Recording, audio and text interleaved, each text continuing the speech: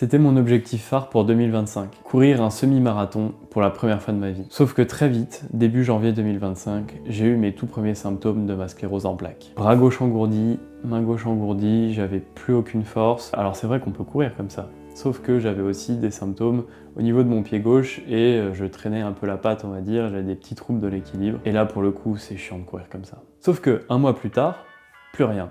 Plus aucun symptôme. Bon, et je dois repartir de zéro sur plein de choses, la muscu notamment, avec mon bras gauche. Je peux soulever un quart de ce que je suis capable de soulever avec le bras droit, donc là il y a beaucoup de boulot. Mais en tout cas, j'ai plus d'engourdissement, j'ai plus de gêne, il n'y a plus qu'à travailler. C'est ce que je fais, et finalement, en quelques semaines, je dirais en 3-4 semaines, je retrouve un niveau correct, et puis au bout d'un mois et demi, je retrouve le même niveau physique qu'avant. Donc dans mon cas précis, on est sur une sclérose en plaques récurrente rémitante, donc c'est-à-dire qu'il y a des crises, des phases de crise, avec des phases où ça va mieux, où on récupère, et là pour le coup, je pense pouvoir dire que j'ai récupéré à 100%. Bon, en tout cas ça c'est super, mais on parlait bien de course à pied, on parlait de semi-marathon dans la vidéo. Alors oui, clairement, jusqu'à aujourd'hui, donc là on est fin octobre, la sclérose en plaques m'a servi de très bonne excuse pour ne pas courir un semi-marathon. Oh là là, ça y est, j'abandonne. C'est faux. Sauf que je sais que je peux le faire. J'ai juste pas envie de m'astreindre à un entraînement régulier, à me mettre en difficulté, à faire des choses que je sais que j'aurais pas envie de faire, notamment des séances sous la pluie. C'est pour ça qu'entre temps, j'ai couru 2 courses de 10 km et pas un semi-marathon. Parce que je sais qu'une course de 10 km, je peux le faire sans entraînement. Et je dois même avouer qu'à un moment donné, je me suis dit, 2 courses de 10 km, c'est 20 km. Et un semi-marathon, c'est à peine plus que ça. Donc finalement, est-ce que j'aurais pas fait un semi-marathon? Voilà, objectif accompli, parfait, allez, hop, au revoir. Sauf que non. Il est temps de reprendre les choses en main. Là, la fin d'année approche très rapidement et je sais que je suis capable de réussir un semi-marathon avec de l'entraînement. Et je sais aussi que si je le fais pas, ça restera dans ma tête. Ça sera vraiment un aveu d'échec. Donc je vais me bouger le cul et je vais aller chercher cet objectif. J'ai 40 jours pour y arriver.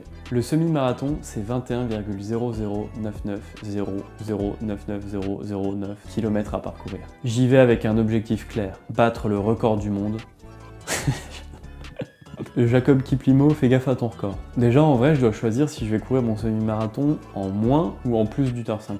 Sauf que j'en sais rien, puisque j'ai jamais couru cette distance, et qu'en plus, ma meilleure perf sur un 10 km, c'est actuellement de 56 minutes. Donc ça paraît un peu compliqué. Alors là, le truc, c'est surtout que j'ai les jambes super lourdes. J'ai des courbatures dans les mollets. Mais allez, ça va le faire. Et comme c'est présomptueux, mais que j'ai quand même envie de le faire, je vais m'inscrire dans le groupe en moins d'1h50. C'est clairement le genre de truc qui me motive, c'est complètement con, mais moi j'aime bien. C'est ce qui va me motiver à aller courir sous la pluie, sous le froid, en pleine nuit, au mois de novembre. Je vais avoir besoin de motivation. Kilomètre 3, la reprise est très dure, c'est pas facile, il fait pas beau.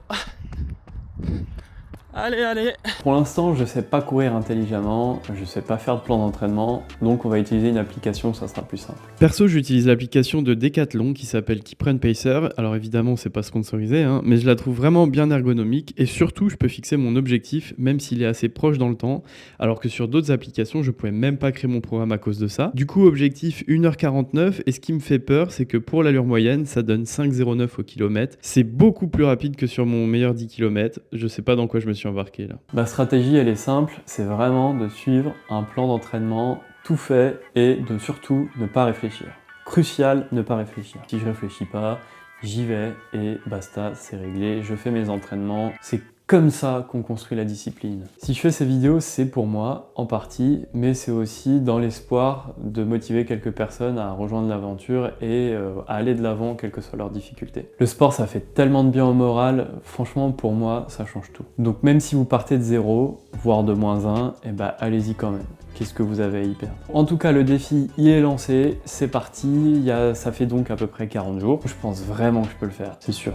Enfin, je crois. Sur la chaîne, j'ai envie de relever plein de défis sportifs dans ce genre, semi-marathon, peut-être un marathon un jour, mais ça vraiment pour l'instant ça me paraît encore impossible, mais pourquoi pas. On va déjà commencer par cette première étape du semi-marathon. Bientôt le kilomètre 5, c'est super dur, j'en ai marre. J'ai plus envie de parler. Encore faut-il y arriver. Et donc rendez-vous dans les prochaines vidéos pour savoir si ça va le faire ou pas. On verra bien. Allez, salut!